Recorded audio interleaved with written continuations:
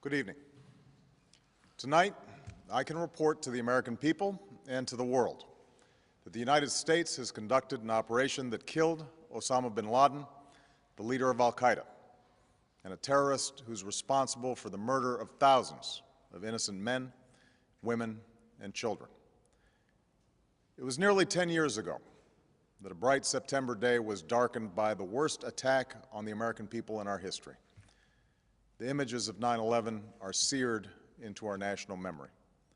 Hijacked planes cutting through a cloudless September sky, the Twin Towers collapsing to the ground, black smoke billowing up from the Pentagon, the wreckage of Flight 93 in Shanksville, Pennsylvania, where the actions of heroic citizens saved even more heartbreak and destruction.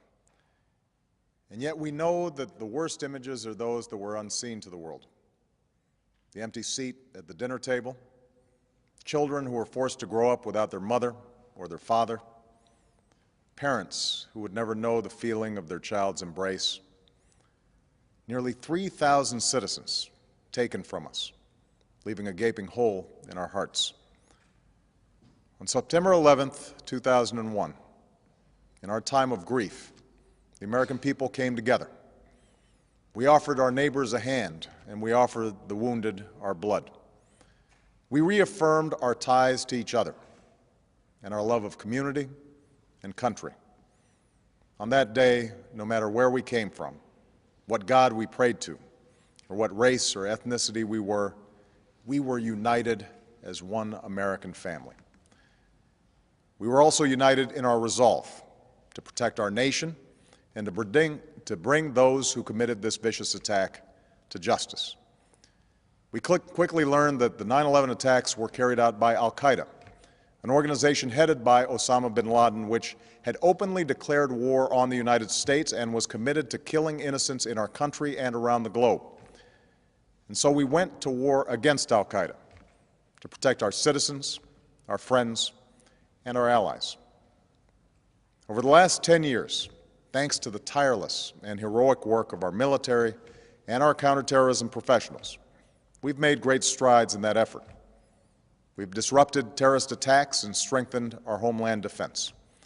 In Afghanistan, we removed the Taliban government, which had given bin Laden and al-Qaeda safe haven and support. And around the globe, we worked with our friends and allies to capture or kill scores of al-Qaeda terrorists, including several who were a part of the 9/11 plot. Yet Osama bin Laden avoided capture and escaped across the Afghan border into Pakistan. Meanwhile, al-Qaeda continued to operate from along that border and operate through its affiliates across the world. And so shortly after taking office, I directed Leon Panetta, the director of the CIA, to make the killing or capture of bin Laden the top priority of our war against al-Qaeda, even as we continued our broader efforts to disrupt, dismantle, and defeat his network. Then, last August, after years of painstaking work by our intelligence community, I was briefed on a possible lead to bin Laden. It was far from certain, and it took many months to run this thread to ground. I met repeatedly with my national security team as we developed more information about the possibility that we had located bin Laden hiding within a compound deep inside Pakistan. And finally, last week, I determined that we had enough intelligence to take action and authorized an operation to get Osama bin Laden and bring him to justice. Today, at my direction, the United States launched a targeted operation against that compound in Abbottabad, Pakistan. A small team of Americans carried out the operation with extraordinary courage and capability. No Americans were harmed. They took care to avoid civilian casualties. After a firefight, they killed Osama bin Laden and took custody of his body. For over 2 decades, bin Laden has been al-Qaeda's leader and symbol, and has continued to plot attacks against our country and our friends and allies.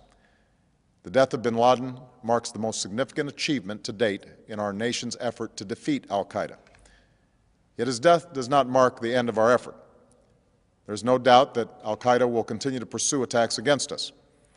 We must and we will remain vigilant at home and abroad. As we do, we must also reaffirm that the United States is not and never will be at war with Islam.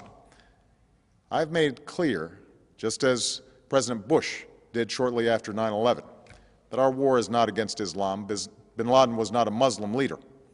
He was a mass murderer of Muslims.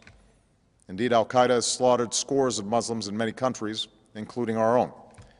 So his demise should be welcomed by all who believe in peace and human dignity. Over the years, I've repeatedly made clear that we would take action within Pakistan if we knew where bin Laden was. That is what we've done. But it's important to note that our counterterrorism cooperation with Pakistan helped lead us to bin Laden and the compound where he was hiding. Indeed, bin Laden had declared war against Pakistan as well and ordered attacks against the Pakistani people. Tonight, I called President Zardari, and my team has also spoken with their Pakistani counterparts. They agree that this is a good and historic day for both of our nations.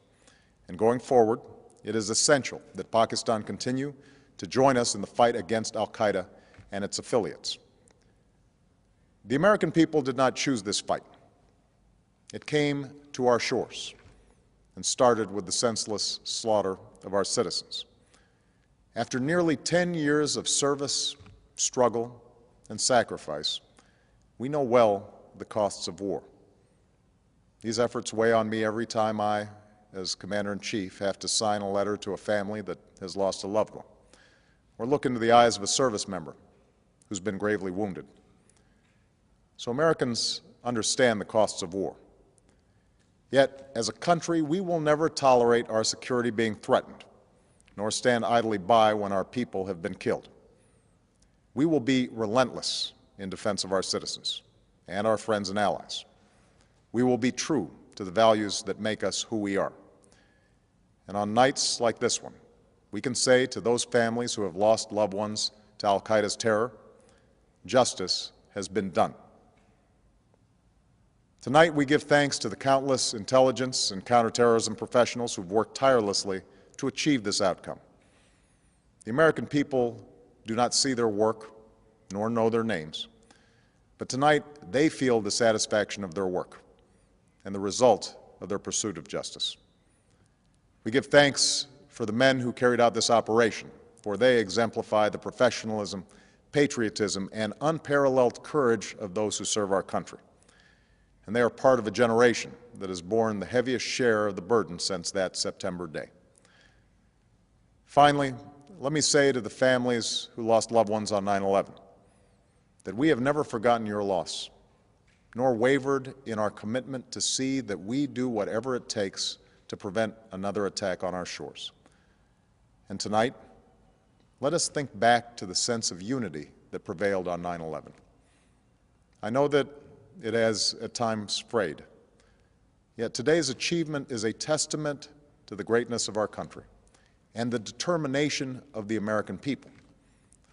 The cause of securing our country is not complete, but tonight we are once again reminded that America can do whatever we set our mind to. That is the story of our history. Whether it's the pursuit of prosperity for our people or the struggle for equality for all our citizens, our commitment to stand up for our values abroad, and our sacrifices to make the world a safer place. Let us remember that we can do these things not just because of wealth or power, but because of who we are. One nation, under God, indivisible, with liberty and justice for all. Thank you. May God bless you, and may God bless the United States of America.